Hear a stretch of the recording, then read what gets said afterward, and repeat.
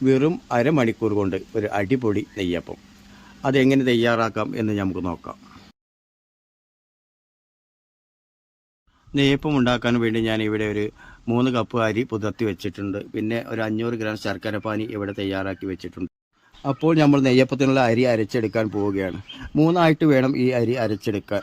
അപ്പോൾ ആദ്യം തന്നെ നമ്മൾ 1/3 ഭാഗം അതിലേക്ക് ഇട്ട ശേഷം 4 ഏലക്കായ, 2 വലിയ ടീസ്പൂൺ മൈദ, പിന്നെ അല്പം ഉപ്പ്, ഒരു നുള്ളു ഉപ്പ്, ഒരു 1/4 ടീസ്പൂൺ സോഡാപ്പൊടി, 1 ടീസ്പൂൺ നെയ്യ്, ഇവയും ചേർത്ത് അതിലേക്ക് നമ്മൾ ശർക്കരപ്പാനി ഒഴിച്ചിട്ട് വേണം ഇവ അരച്ചെടുക്കാൻ. അപ്പോൾ ഫസ്റ്റ് അരവ് ഇവിടെ റെഡി. ഇത് കൂടുതൽ അരഞ്ഞു പോകരുത്, ചെറിയ തരിതരിപ്പോടെ വേണം ഇത് അരച്ചെടുക്കാൻ. ഇനി ബാക്കിയുള്ളത് ഇതുപോലെ തന്നെ നമുക്ക് അരച്ചെടുക്കാം. അപ്പോൾ നമ്മൾ നെയ്യപ്പത്തിൻ്റെ എല്ലാ മാവും ഇവിടെ റെഡിയായി കഴിഞ്ഞു. ഇനി നമുക്ക് ചട്ടിയിലോട്ട് കോരി ഒഴിക്കാം.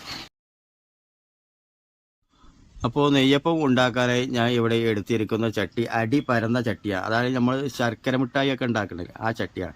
ഇതാകുമ്പോൾ നമുക്ക് 8ഉം 10ഉം നെയ്യപ്പം ഒരുമിച്ച് വേവിച്ചെടുക്കാം. മറ്റേതാകുമ്പോൾ ഒരെണ്ണം പൊന്തി വന്നതിന് ശേഷം നമുക്ക് അടുത്തത് ഒഴിക്കാൻ പറ്റത്തുള്ളൂ. ഇതാകുമ്പോൾ പെട്ടെന്ന് തന്നെ കാര്യം റെഡിയാവും.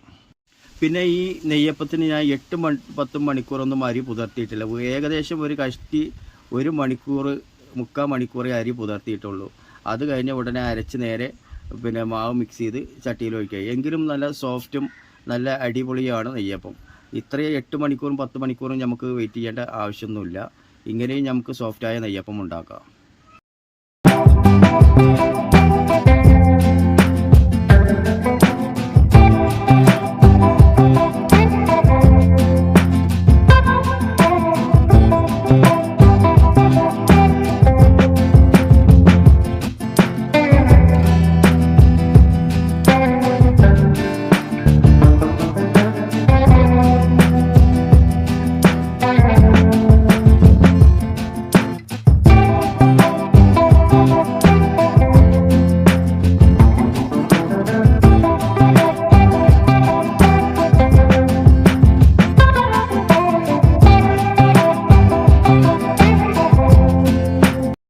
അപ്പോൾ നമ്മുടെ അടിപൊളി നെയ്യപ്പം ഇവിടെ റെഡിയായിരിക്കുന്നു.